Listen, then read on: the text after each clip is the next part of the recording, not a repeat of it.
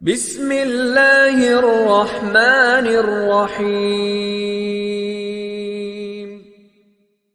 وہ اللہ کے نام سے جو بڑا مہربان نہایت رحم والا ہے۔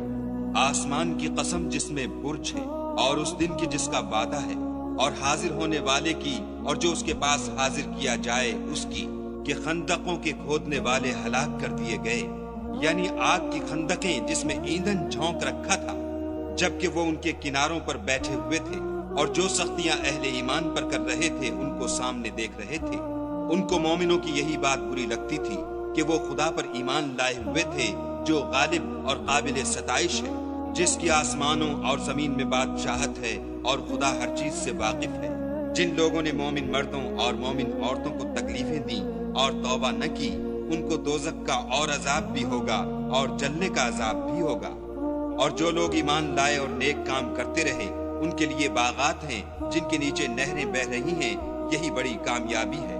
بے شک تمہارے پروردگار کی پکڑ بہت سخت ہے، وہی پہلی دفعہ پیدا کرتا ہے اور وہی دوبارہ زندہ کرے گا، اور وہ بخشنے والا اور محبت کرنے والا ہے۔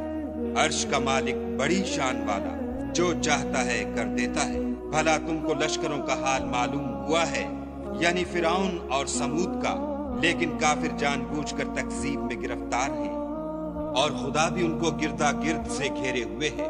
یہ کتاب ہزل و بطلان نہیں، بلکہ یہ قرآن عظیم الشان ہے، لوح محفوظ میں لکھا ہوا۔